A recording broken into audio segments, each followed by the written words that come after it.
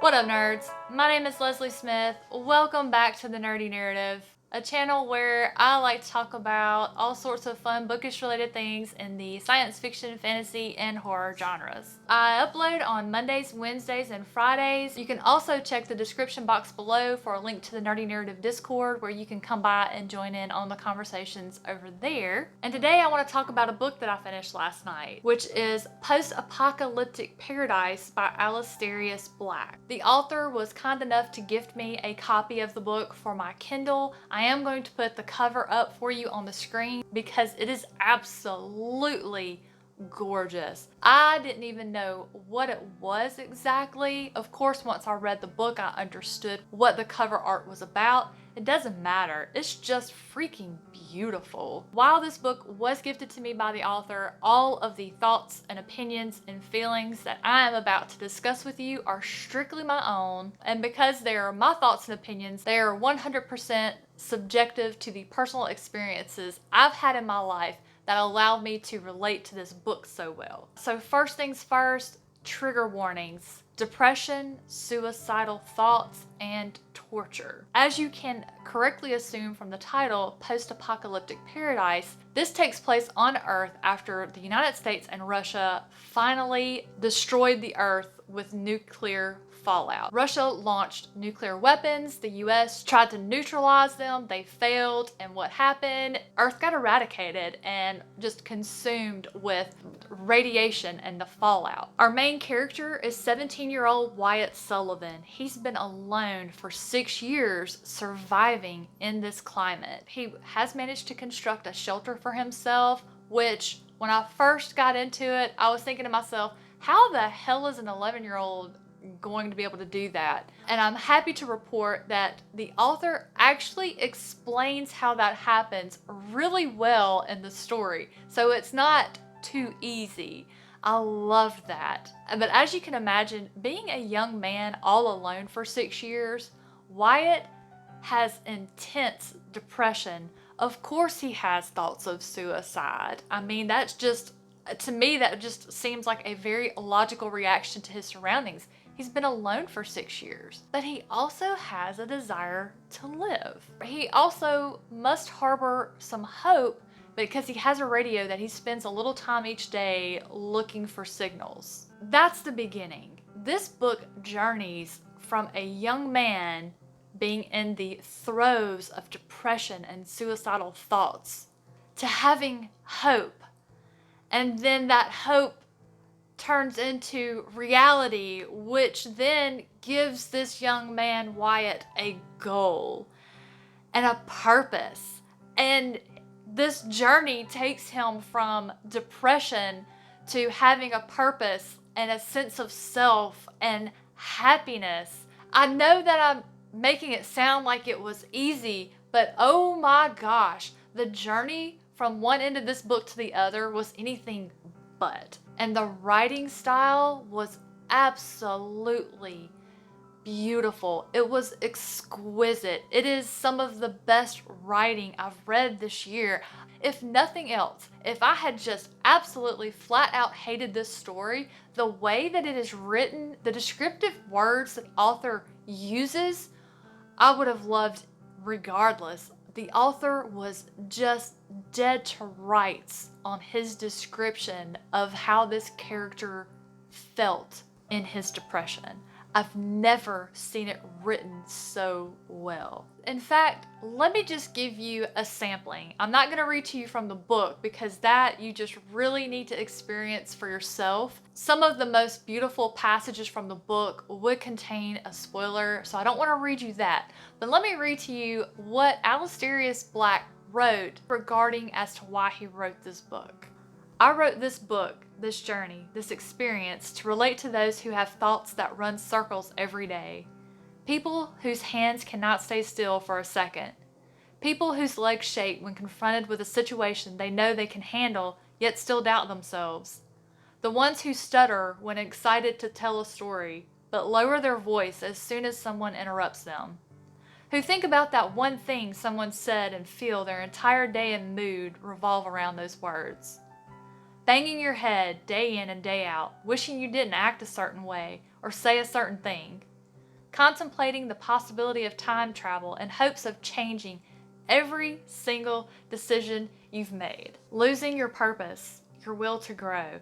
Staring into nothingness, snapping out to find yourself looking into the eyes of a stranger. A stranger in which terrifies you, wondering what they think of you. I don't promise to cure you or to suddenly change you. I only hope I can relate to you. That is someone who knew exactly what he was doing when he wrote this book. The way that he writes Wyatt Sullivan, this author experienced it firsthand and just put it into words in the most succinct way I've ever encountered. I don't consider myself someone prone to depression. Have I had some really low times? Absolutely. Did a lot of those things that I just read apply to me at times in my life? Absolutely. And so as a result, I really connected to this book in a very personal way. So let's talk about the characters. I love the main character, Wyatt. I also really love Wyatt's mentor, Grim. My only negative is there just wasn't enough of their relationship. I wanted more. I just loved their relationship with one another. I wanted to watch it grow more, and it just wasn't enough. So let's talk about the world building a little bit. So it is 2177, 6 years after the Earth was just destroyed by the nuclear war. The author did a really good job of describing what the Earth would look like. At least it matched what I would picture it would look like from the after effects of a war such as that. The atmosphere is filled with radiation. You cannot just walk outside and breathe. You do have to have some help with that. There aren't zombies, but there are creatures who were made from human DNA getting sort of scrambled from the radiation. So there are some things that survive in the radiation. They're very unique to the story. I can tell you one thing, I would much rather find myself in a zombie apocalypse than the one in this book. I'm gonna tell you that much right here, right now. As far as comparing it to any other post-apocalyptic stories I've read, all the other ones I've read have been horror stories. This one leans more to the science fiction side of things, which I found very interesting because it's kind of got that science fiction flavor. One of the things of importance in this story is finding technology in order to help them arm themselves against the atmosphere and to have better survivability and making and carving a place out where humans, if there are any, can actually exist in just a more comfortable manner. In regards to the technology, the author introduces a whole lot of really cool tech, but my favorite are these two cybernetic arms, which of course Wyatt finds himself in possession of, and as you can probably guess is the one that's on the cover, which is called Prometheus. Prometheus is freaking awesome, but the most amazing thing about this arm is it can heal, and it heals Wyatt instantly when he's hurt. This author is really good at his descriptions because some of the things that happened to Wyatt and then the description of the arm healing him was just, I mean, I felt it. It was insane. Who do I think would like this book? I think if any part of what I read to you from the author as to why he wrote this book appealed to you or you related to it in any way, I think you would enjoy this book. I think you would really appreciate where Wyatt started and his journey to the end. I think it is a personal journey into finding his sense of self and purpose and fighting for it. It's a story of just a victory, in my opinion. I mean, it has a very superhero kind of vibe to me. Not like X-Men, but more like Batman, because you have humans who use really cool technology to protect themselves against the bad things that are in the world.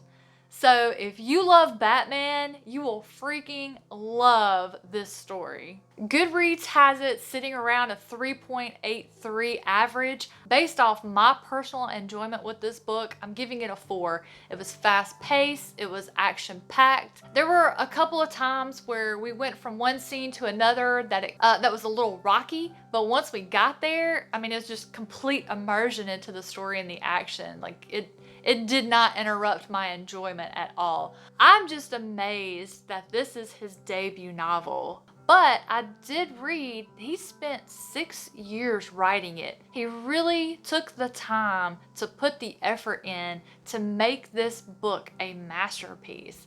And I do believe he's going to be one to watch. I am looking forward to seeing what he does in the future. So those are my thoughts and opinions and just overall feelings about Post-Apocalyptic Paradise by Alestarious Blac. If it's one you've read, please hit me up in the comments down below. Tell me what you thought. Is it one you think you might be interested in reading? If you have any questions, if you need a little more information about the trigger warnings I gave, you can hit me up in the comments or on Discord. I'll be glad to discuss that further with you if you need that information. I hope you enjoyed this discussion. Have a fantastic rest of your day, guys. I'll see you soon.